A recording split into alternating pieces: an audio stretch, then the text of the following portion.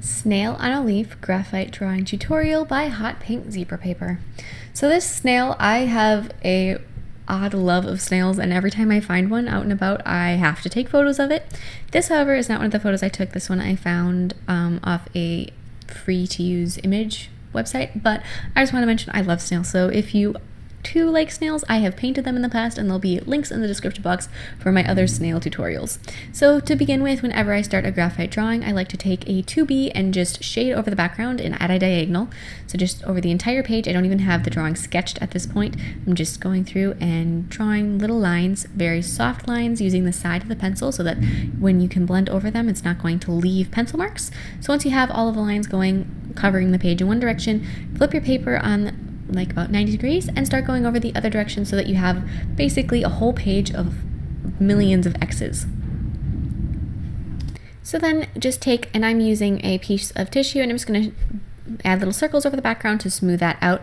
Make sure you use a tissue that doesn't have any moisturizers or aloe or vitamin E or any of that stuff, because it's going to leave a residue on your page. So in this particular circumstance, the cheaper the better. And then I'm going to take, and I'm using a 2H, and I'm going to be drawing out my little sketches of the background. So I started with just soft lines for the edges of the leaf, and then I'm going to go through and add that little like serrated edge that they have, and then I'm not actually going to be drawing out much for the veins in the leaf.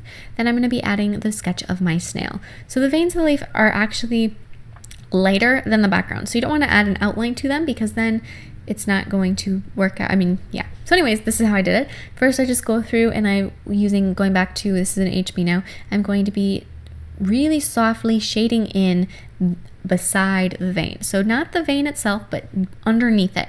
So just go through and add that, and the same with the main leaf, or the main vein in the center, and then all of the offshoots there. So then after that, I'm going to take, and I'm using blending stuff, and I'm going to be blending out all of those lines I just did. So like I said, the vein itself is light in color. So you want to make sure that you don't draw those in, that you leave those with less graphite, and I'll remove some later. It's kind of an interesting way to think about it, because you're not actually doing the veins, you're doing the area between them. So I'm going to be adding more shading between the veins right now, just with a little bit more off that HB. You could also use a 2H for this, and depending on how dark you want the overall drawing to be, you could also, increase. I wouldn't go any harder than an HB, but you could go softer, and then blend that out once again with a blending stump. And as you can see, those veins are starting to pop out as being lighter. So then I'm going to be just taking and still blending those out, add a little bit more, blend it out, add a little more, blend it out, go ahead and keep doing that. But then using a kneadable eraser, I'm going to be erasing the veins. So I'm just going to take and start with that center one, and then erase a little bit going off from that, and then do that from the edge of the leaf going to the center of it. And then also just add a little erased lines between each of the sections of the leaf to create those little, they're called netted veins that are between the major ones, just little tiny marks going crisscrossing all over the background there. And just keep adding those with a kneadable eraser. And I know my personal experience, I love kneadable erasers, but if you don't really like them, you could also use a sharp edge off of like a rubber eraser or something like that. So just make sure that you erase those little veins, and I wasn't going as detailed as I normally would.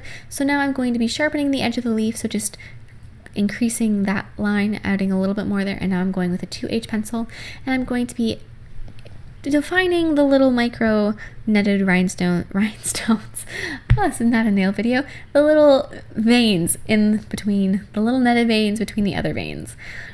And so just take and add more of them with that 2H pencil. Since a 2H is really hard, it's going to create relatively sharp lines, but also it's going to make light colored lines. So they're not going to be really dark, they're going to be really soft little lines, little light lines. So just add all of those in there. And if you want to add more of an edge to the sides of your veins, go ahead and do that as well. I kind of like leaving them almost foggy looking, so I did not do too much there, but just go through and do that, and then repeat this entire process on the other side of your leaf once you have all of that done. And I just decided I'd show you one leaf at a time, one side, because it's the exact same thing. You just have to mirror it to the other side. Once you have that done, I'm going to take and I'm going to be working on my snail. So I'm going to start by just adding his shadow underneath him using a 2B. Just go through and then blend that out with a blending stump. just like that, give him a shadow, and then I'm going to go same 2B, and I'm going to start working on his shell. So I'm just going to be adding a line going around that, because he's got like that nice little curly Q on his shell, and then I'm going to take and just add a little shadow around all of that, and then blend it out. Just like that, make it look like it's got some depth to it. And then I'm going to take and do some highlighting with my little kneadable eraser, blend out the highlight. You don't want anything to look too sharp because it's a really rounded shape. And then I'm going to take, still using a 2B, and I'm going to be adding all the little lines on the shell. So they have a texture that's ribbed, so you want to make sure that these little lines are going to give you that appearance of that texture. And as you're doing this, if you're thinking that that pencil is too soft, you can go through and you could definitely use a harder pencil. And then I'm going to be taking a 2B, still using that same one, and I'm going to be adding some of the little shadows and details on the snail's flesh. So I'm going to start with his head and the little bit of body that's in front of the shell, and just add that, blend everything out, continue to blend, and keep adding details. Now there are so many kinds of snails that some of them have, they got different shapes, different everything. So pick a snail you like and do that. This is the one that I chose, so I'm just going to be adding that little bit of a tail there. And then I'm going to be sharpening all of the lines that I have so far with my 2H. And then with a white gel pen, I'm going to be going through and adding highlights on my snail. So he's got quite a bit of highlights on his skin because they're slimy, so they're very reflective. And then add a little bit of highlights on the shell, and then also highlights on your leaf. And the reason that I like to use that white gel pen is because it does add a very intense highlight, which I like having really bright highlights. If you want to make sure that this is all graphite, go through and do all of your highlighting that you want to do with an eraser of some variety, or you can also use white graphite. And that is it. I hope you like this little snail. Like I said, love snails and really enjoyed making this one. And check the description box below for all of my other snail art. And also don't forget to check me out on Facebook and Instagram. I post more art there. And so don't forget to see that, and I will see you in my next video. Bye!